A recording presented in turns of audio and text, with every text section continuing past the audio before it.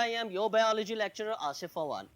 Students, आज हम अपने सेकेंड ईयर कोर्स का बाकायदा आगाज करने जा रहे हैं और इस सेकेंड ईयर बायोलॉजी कोर्स में डिफरेंट चैप्टर्स इंक्लूडेड हैं जिसका एक ओवरव्यू देना बहुत ज़्यादा ज़रूरी है।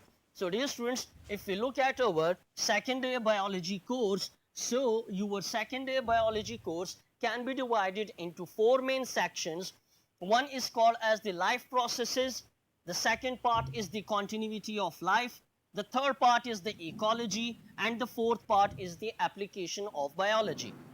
Dear students, if you look at the definition of biology, so what is biology? Biology is the study of life. Now, इस definition में जो मुश्किल word है वो क्या है? That is the life. What is life? So याद ये रखिएगा that there is no definition of life. But if you want to define it, so हम ऐसे define कर सकते हैं कि life वो characteristics हैं जो कि किसी जानदार को different बना देती हैं किसी भी बेजान से। तो इसका मतलब कि ज़िंदगी उन खुसूसियात का नाम है जो कि बेजान में नहीं पाई जाती बल्कि जानदार में पाई जाती हैं। तो सवाल ये पैदा होता है कि जो लिविंग ऑर्गेनिजम्स हैं वो सरफेस ऑफ अर्थ पे कौन कौन से हैं। सो जितने भी लिविंग ऑर्गेनिजम्स हैं उनको हम डिवाइड कर सकते हैं इनटू 5 मेन किंगडम्स। जो फर्स्ट किंगडम है that is the kingdom Monera. Kingdom Monera में तमाम के तमाम यूनिसेलुलर बैक्टीरिया और आर्की ऑर्गेनिजम्स को स्टडी किया जाता है। जबकि जो दूसरी किंगडम है that is kingdom Protozoa. Kingdom Protozoa के अंदर वो लिविंग ऑर्गेनिज्म इंक्लूडेड हैं जो कि यूनिसेलुलर हैं बट दे आर यूकैरियोट्स। जो थर्ड किंगडम है that is the fungi. Fungi eukaryote है। The fourth kingdom is the kingdom Plantae जिसमें तमाम प्लांट्स को स्टडी किया जाता है और प्लांट्स की स्टडी को हम बॉटनी बोलते हैं। Likewise we have the kingdom animalia जिसके अंदर तमाम animals including the human body including the human being discuss किया जाता है। So dear students, जो ये 5 kingdoms हैं इनके अंदर living properties मौजूद हैं। So इस सेकेंड ईयर कोर्स में हम जितने भी living processes किसी एक human body में या एक human से related living organism में हो रही होती हैं so उनको हम डिस्कस करेंगे। So जो फर्स्ट पार्ट है that is the life processes, मतलब वो प्रोसेसेस जो कि जिंदगी को उसका वजूद देते हैं। सो वो प्रोसेसेस कौन कौन से हैं? नंबर 1 इज द रिस्पायरेशन जिसके अंदर हम ह्यूमन रिस्पायरेटरी सिस्टम को डिस्कस करेंगे कि कैसे लिविंग ऑर्गेनिजम्स जो हैं कैसे एक ह्यूमन बॉडी इनहेल करती है एयर को और एक्सहेल करती है एयर को और ये रिस्पायरेशन का फंक्शन क्या है। Likewise we have the homeostasis. Homeostasis हमारे पास वो टेंडेंसी है वो सलाहियत है लिविंग ऑर्गेनिज्म की जिसके ज़रिए वो अपने इंटरनल बॉडी कंडीशंस को एडजस्ट करते हैं बर्दाश्त करते हैं कांस्टेंट रखते हैं according to the external environment. Likewise life processes के अंदर लाइफ को मेंटेन रखने के लिए एक तीसरा हमारे पास सिस्टम मौजूद है जिसको क्या बोलते हैं? स्केलेटल सिस्टम बोलते हैं। और ये स्केलेटल सिस्टम में इंक्लूडेड क्या है? स्केलेटन है जो कि बोन्स हैं, कार्टिलेज और साथ में मसल्स हैं जो कि एक ह्यूमन बॉडी को मूव करने में हेल्प करेगी। लाइकवाइज जो लाइफ प्रोसेसेस हैं एक ह्यूमन लाइफ प्रोसेस को मेंटेन रखने के लिए नर्वस कोऑर्डिनेशन एक बहुत ही इंपॉर्टेंट रोल अदा करता है। नर्वस कोऑर्डिनेशन से मुराद ये है कि कैसे ब्रेन और स्पाइनल कॉर्ड जो है एक ह्यूमन बॉडी के तमाम फंक्शंस को जो कि रिस्पायरेशन है एक्सक्रीशन है व्हाटएवर मूवमेंट है थिंकिंग है इन तमाम फंक्शंस को कंट्रोल कौन करता है? Brain and spinal cord. So इसका मतलब ब्रेन और स्पाइनल कॉर्ड जो है वो फुल बॉडी के साथ कोऑर्डिनेटेड तरीके से अटैच्ड है। लाइकवाइज लाइफ प्रोसेसेस के अंदर हमारे पास जो दूसरा चैप्टर मौजूद है that is the chemical coordination. Coordination का मतलब है राब्ता। जो हमारी ब्रेन है स्पाइनल कॉर्ड है वो जिस्म के हर एक सेल जिस्म के हर एक टिश्यू के साथ कोऑर्डिनेटेड है थ्रू न्यूरॉन्स, लेकिन ये जो राब्ता है थ्रू हार्मोन्स भी हो सकता है। सो केमिकल कोऑर्डिनेशन के चैप्टर में हम ये डिस्कस करेंगे कि कैसे हार्मोन्स जो हैं वो आपकी बॉडी के डिफरेंट फंक्शंस को रेगुलेट करते हैं और वो एक कोऑर्डिनेटेड तरीके से बॉडी फंक्शंस को नॉर्मल फॉर्म में परफॉर्म करते हैं जिसके नतीजे में लाइफ की सस्टेनेबिलिटी जो है वो क्लियर होती है। लाइकवाइज जो लास्ट चैप्टर है लाइफ प्रोसेसेस के अंदर that is the behaviour. Behaviour हम बोलते हैं बर्ताव को। जितने भी लिविंग ऑर्गेनिज्म हैं चाहे वो हमारे पास मोनीरा ग्रुप में इंक्लूडेड है चाहे फंजाई में है, चाहे प्रोटोजोन्स हैं, चाहे प्लांट्स हैं, चाहे एनिमल्स हैं, इन तमाम लिविंग ऑर्गेनिज्म का एक बिहेवियर होता है according to the environment. So if you look at a human body, so human body के बिहेवियर में क्या आता है? ह्यूमन बॉडी के बिहेवियर में वी कैन से लर्निंग आती है, सीखते हैं. सो जो ये सीखना है ये हमारा एक बर्ताव है, एक रवैया है. इसी तरह सोशल इंटरेक्शंस है, that is our also what social behaviour, जो कि बिहेवियर के चैप्टर में इंक्लूडेड है. उसके साथ साथ इननेट बिहेवियर, जो बच्चा पैदाइशी तौर पे कैरेक्टर्स जो लाता है, जो एक्शंस लाता है, उन तमाम बातों को डिस्कस किया जाएगा इन द बिहेवियर चैप्टर. जो दूसरा सेक्शन है आपकी सेकेंड ईयर बायोलॉजी का, that is what continuity of life, कि लाइफ को कंटिन्यू रखने के लिए, यहाँ पे लाइफ को कंटिन्यू रखने से मुराद क्या होगी कि एक लिविंग ऑर्गेनिज्म का अपने वजूद को जिंदगी देना, कब तक? जब तक कि वो मर नहीं जाता, और उसके साथ साथ उस लिविंग ऑर्गेनिज्म के वजूद से जो और लिविंग ऑर्गेनिज्म पैदा होते हैं, उन तमाम प्रोसेसेस को हम यहाँ पे डिस्कस करेंगे. सो फर्स्ट चैप्टर क्या है? That is the reproduction. और रिप्रोडक्शन आपको पता है कि ये वो बायोलॉजिकल प्रोसेस है जिसके जरिए पेरेंट्स ऑफस्प्रिंग प्रोड्यूस करते हैं. The second part of the continuity of life section क्या है? डेवलपमेंट एंड एजिंग है. Dear students, as you would know कि कोई भी लिविंग ऑर्गेनिज्म अपनी जिंदगी की शुरुआत में यूनिसेलुलर होता है. फॉर एग्जाम्पल, जब एक ह्यूमन स्पर्म और ह्यूमन एग फ्यूज करते हैं तो उसके नतीजे में हमारे पास एक फर्टिलाइज्ड एग आता है जो कि यूनिसेलुलर है. But in a period of 9 months, 9 महीनों के अंदर अंदर वो जो जाइगोट है, वो जो फर्टिलाइज्ड एग है, it develops into a human baby. So जो ये डेवलपमेंटल स्टेजेस हैं, इनको इस चैप्टर में डिस्कस किया जाएगा along with what? Along with the aging. जैसे कहते हैं कि जिंदगी मौत की अमानत है, तो इसी तरह एक इंसान जो है वो जब बचपन से जवानी और जवानी से बुढ़ापे की तरफ आता है, सो वो एक्चुअली बूढ़ा क्यों हो रहा है? क्योंकि उस इंसान के अंदर जितने भी लाइफ प्रोसेसेस हैं वो आहिस्ता आहिस्ता कमज़ोर होना शुरू हो जाते हैं. सो एजिंग कैसे एक इंसान को, कैसे एक लिविंग ऑर्गेनिज्म को डेथ की तरफ ले जाती है, सो इस चैप्टर में हम डिस्कस करेंगे. नेक्स्ट जो पार्ट है कंटिन्यूटी ऑफ लाइफ के साथ रिलेटेड है, that is what? That is the inheritance. Inheritance क्या है? इनहेरिटेंस एक्चुअली वो फिनोमेना है जिसके जरिए लिविंग ऑर्गेनिजम्स जो हैं अपनी मौजूदा, उन लिविंग ऑर्गेनिजम्स के अंदर मौजूद जो कैरेक्टर्स हैं वो ट्रांसफर होती हैं टू द ऑफस्प्रिंग्स, मतलब बच्चों को.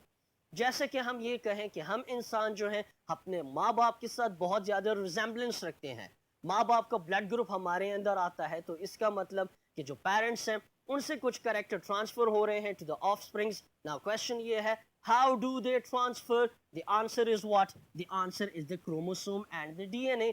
क्योंकि क्रोमोसोम और डीएनए वो बायोलॉजिकल मॉलिक्यूल्स हैं जो कि रिस्पॉन्सिबल है इन कैरेक्टर्स को कैरी करने के लिए और इन कैरेक्टर्स को आगे ट्रांसफर करने के लिए. सो इन दो चैप्टर्स के अंदर हम मॉलिक्यूलर बायोलॉजी और साथ में जेनेटिक्स को डिस्कस करेंगे.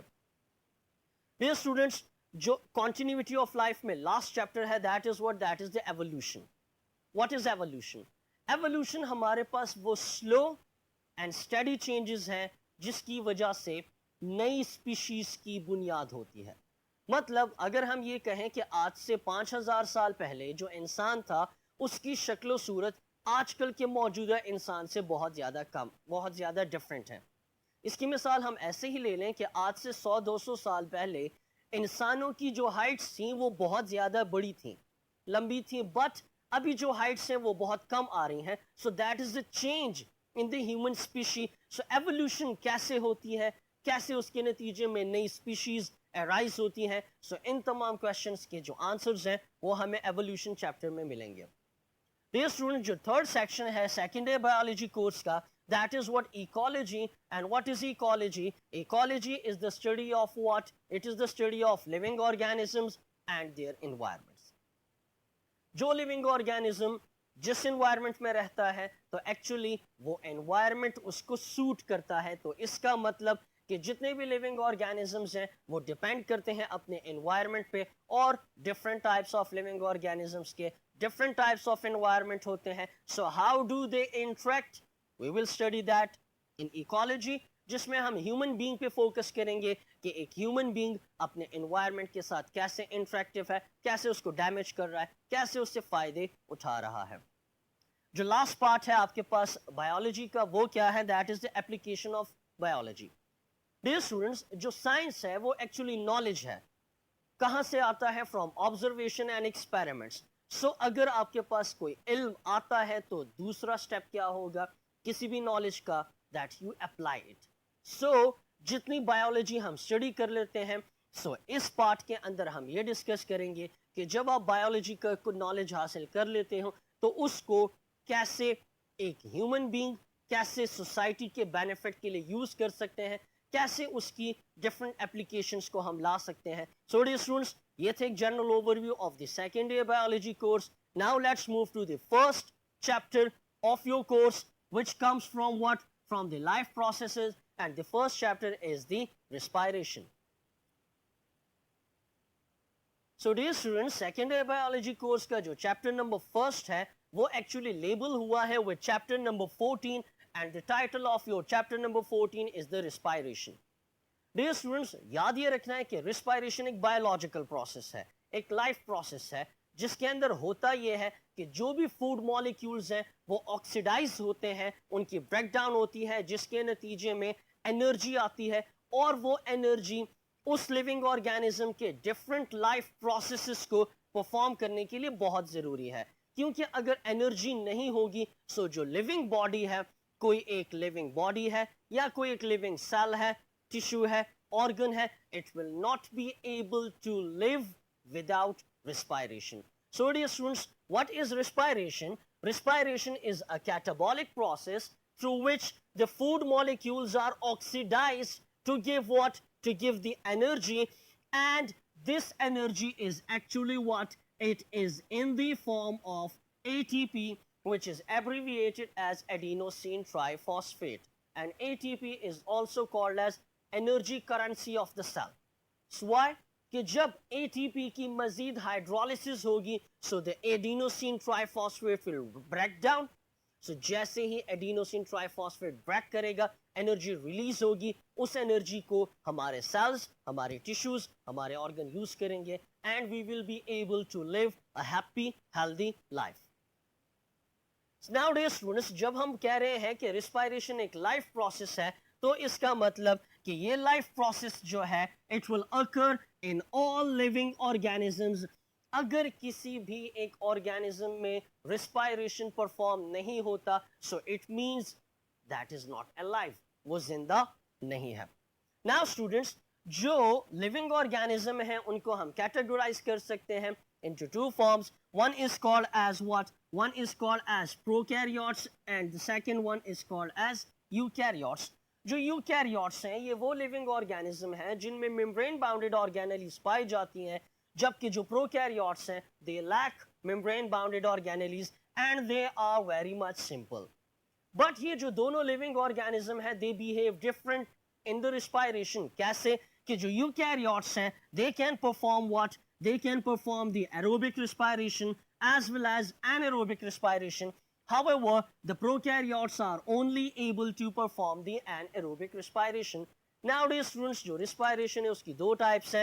One is aerobic and anaerobic. Aerobic दोनों eukaryotes, aerobic और anaerobic eukaryotes में होंगे, जबकि anaerobic respiration सिर्फ prokaryotes में होता है. But ये जो दोनों aerobic और anaerobic हैं, they are very much different from each other. Why? That in aerobic respiration, जो glucose है, which is a food molecule, it is oxidized to give what? To give the carbon dioxide, to give us water, and will give us what? A lot amount of ATP. However, जो eukaryotes हैं, like human being, उसमें aerobic respiration के साथ साथ anaerobic respiration भी perform हो सकती है, जिसमें जो glucose है उसकी oxidation होगी, but oxygen involved नहीं होगा. So without the use of oxygen, this glucose will be oxidized into lactic acid plus carbon dioxide plus ATP. So इस type की जो respiration है इसको हम anaerobic respiration बोलते हैं, and it can also be called as what?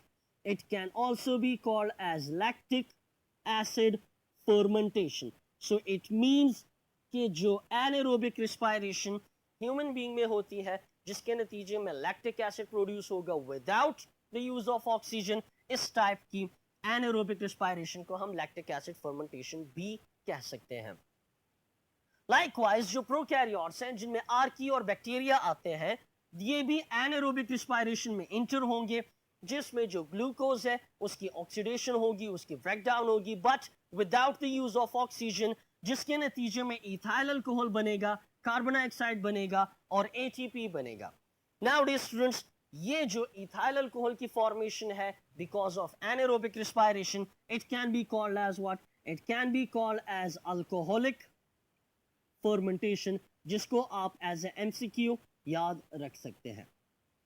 Nowadays students, in reactions में अगर आप लोग नोट करें, सो जो एरोबिक रिस्पायरेशन है, एरोबिक रिस्पायरेशन में एक्चुअली हो क्या रहा है कि जो ऑक्सीजन है, गैस इन्वॉल्व है और कार्बन डाइऑक्साइड आ रही है। नाउ ये जो ऑक्सीजन है, it is actually entering a living body, it is entering a cell, it is entering a tissue, जबकि उस लिविंग सेल से, उस लिविंग बॉडी से कार्बन डाइऑक्साइड क्या हो रहा है? बाहर निकल रहा है। सो इसका मतलब कि जो एरोबिक रिस्पायरेशन है वहां पे क्या होती है? वहां पे आपके पास गैसियस एक्सचेंज होगा, गैसेस का एक्सचेंज होगा, ऑक्सीजन के बदले कार्बन डाइऑक्साइड बाहर जाएगी। सो इसका मतलब for the intake of oxygen, carbon dioxide will be exhaled. Oxygen को अगर इनहेल करेंगे human body, so carbon dioxide exhale होगा। तो इसका मतलब कि रिस्पायरेशन में क्या इन्वॉल्व है? रिस्पायरेशन में एक्चुअली गैसियस एक्सचेंज इन्वॉल्व है। So dear students, let's move forward. Now dear students, जब गैसियस एक्सचेंज की हम बात करेंगे तो इसका मतलब एयर एक सेल की तरफ आएगा, एक लिविंग ऑर्गेनिज्म की तरफ एयर आएगी, जिसमें से ऑक्सीजन सेल के अंदर मूव करेगा, रिस्पायरेशन का प्रोसेस होगा, कार्बन डाइऑक्साइड प्रोड्यूस होगी और वो कार्बन डाइऑक्साइड सेल से या लिविंग ऑर्गेनिज्म से बाहर आएगी। सो इसका मतलब कि जितनी भी गैसियस एक्सचेंज है वो परफॉर्म होगी through a respiratory surface. What is a respiratory surface? Respiratory surface वो एरिया है, वो एरिया है, वो सरफेस है या वो मेम्ब्रेन है जहां पे क्या होगा?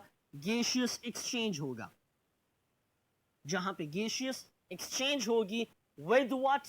With the environment. सो जब हम विद द एनवायरनमेंट की बात करते हैं, सो इसका मतलब कि जो एयर है या जो ऑक्सीजन है या जो कार्बन डाइऑक्साइड है वो एनवायरनमेंट की तरफ जाएगी।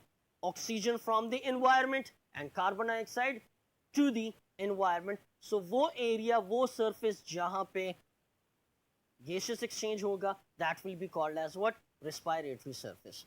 नाउ डियर स्टूडेंट्स, इसी बात को मजीद क्लियर करने के लिए हम एक एग्जांपल ले सकते हैं। For example, we have what? We have a protozoan like amoeba. अगर हमारे पास कोई एक अमीबा मौजूद है and amoeba does not have any cell wall, it is a living cell, it is a unicellular and it will need energy, it will need energy to perform its different functions. So gaseous exchange अब कहाँ पे होगा? gaseous exchange होगा on what? on the cell membrane.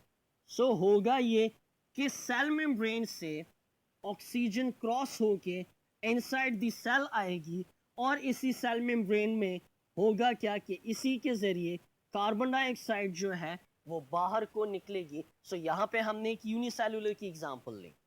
इसी तरह अगर हम एक मल्टी सेलुलर ऑर्गेनिज्म ले, ह्यूमन बॉडी की बात करते हैं, सो ह्यूमन बॉडी में होगा क्या कि जब एयर नाक के जरिए फ्लो करेगी into the pharynx, larynx, ultimately वो आएगी लंग्स में। सो लंग्स के अंदर हमारे पास माइन्यूट छोटे से बॉल्स होते हैं और उन बॉल्स की जो मेम्ब्रेन है वो बहुत ज़्यादा थिन होती है, जिसमें से ऑक्सीजन एंटर हो सकता है और कार्बन डाइऑक्साइड जो है वो उसी मेम्ब्रेन को क्रॉस करके बाहर आ सकता है। सो डियर स्टूडेंट्स, यहाँ पे हमने एग्जाम्पल के तौर पे मैंने आपको क्या दी है? रिस्पायरेटरी सरफेस में alveolar membrane and cell membrane, जो कि अभी हमने डिस्क्राइब किया। Now dear students, if we look at a human body, so human body की जो स्किन है वो एक रिस्पायरेटरी सरफेस नहीं है, जबकि लंग्स के अंदर जो अल्वेलाई है वो एक रिस्पायरेटरी सरफेस है।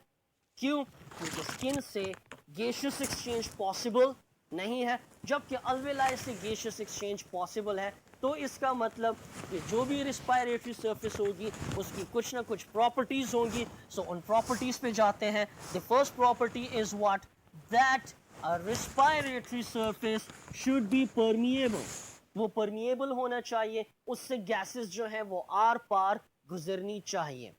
उसके साथ साथ जो रिस्पायरेटरी सरफेस है वो अच्छी गैसियस एक्सचेंज तब करेगी जब जो मेम्ब्रेन है, जो सरफेस है, वो बहुत ज्यादा क्या होगी? थिन होगी। क्यों? क्योंकि डिफ्यूजन जो है वो बहुत एफिशिएंट होती है अगर डिस्टेंस हमारे पास क्या होता है? 1 मिलीमीटर। नाउ स्टूडेंट्स, डिफ्यूजन का फिनोमेना आप लोगों को क्लियर है, जिसमें मूवमेंट ऑफ एयर होती है from high pressure to low pressure. Likewise जो कोई भी एक जो रिस्पायरेटरी सरफेस है, it should have what? It should have a large surface area.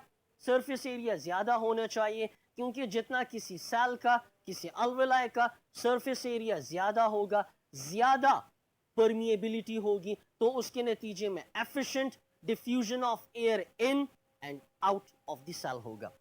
Likewise जो चौथी प्रॉपर्टी है किसी भी एक अच्छे रिस्पायरेटरी सरफेस की, that is what? That a respiratory surface should have a good blood supply.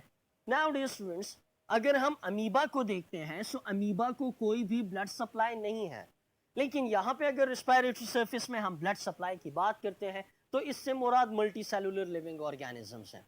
अब होता यह है कि जब एयर हमारी लंग्स में आती है, सो इट क्रॉसेस अल्वेलाई। जो ऑक्सीजन है वो अल्वेलाई की मेम्ब्रेन को क्रॉस करके जाता है into the blood capillaries, into the blood, into the red blood cell. So जितनी blood supply towards the lung अच्छी होगी, उतनी ऑक्सीजन की डिफ्यूजन इनटू द ब्लड ज्यादा होगी, और ब्लड में जब ऑक्सीजन ज्यादा होगा, so it will be transported to each and every tissue, to each and every cell of the human body. So good blood supply is very much important, because in good blood supply we have a factor which is called as what? Hemoglobin, जिसकी details आगे chapter में पढ़ेंगे। उसके साथ साथ अच्छी respiratory surface की gaseous exchange के लिए सबसे ज़रूरी क्या है? Good ventilation system। Ventilation system simply हम ऐसे बोल सकते हैं कि हमारे घरों में, कमरों में रोशनदान मौजूद होते हैं, खिड़कियां मौजूद होती हैं, ताकि एयर की flow into the room and out of the room अच्छी हो। इसी तरह अगर जो हमारे लंग्स हैं और जो एनवायरनमेंट है वहां पर प्रेशर डिफरेंस ज्यादा है, तो व्हाट वुड हैपन? एयर आसानी से लंग्स में जाएगी और लंग्स से आसानी से वो एनवायरनमेंट में बाहर एक्सहेल होगी। सो जितना वेंटिलेशन सिस्टम परफेक्ट होगा, उतनी ही अच्छी क्या होगी? डिफ्यूजन होगी एयर की into the human body and out of the human body. So जब भी लंग्स का वेंटिलेशन सिस्टम डैमेज होता है तो उसके नतीजे में डेथ कॉज होती है, क्योंकि डिफरेंट ऐसी डिजीजेस हैं जिसमें लंग्स हैं, उनके अंदर पानी भर जाता है, जिसकी वजह से जो प्रेशर डिफरेंस है outside the body and inside the body वो इतना बेहतर नहीं होता, और एयर फ्लो जो है वो मुतासिर होती है। सो डियर स्टूडेंट्स, ये था तमाम आपका overview second year biology course का, और आज का जो पहला टॉपिक था that was what? The properties of respiratory surface, जिसमें आप जान चुके हैं कि एक रिस्पायरेटरी सरफेस होती क्या है, वो ज़रूरी क्यों है, और एक रिस्पायरेशन लिविंग ऑर्गेनिज्म के लिए क्यों, सर्वाइवल के लिए ज़रूरी है। सो डियर स्टूडेंट्स, इन्हीं बातों के साथ इख्तिताम करते हैं अपने फर्स्ट लेक्चर का। नेक्स्ट लेक्चर में आपसे फिर मुलाकात होगी, तब तक अपना बहुत ज़्यादा ख्याल रखिएगा। अल्लाह हाफिज़।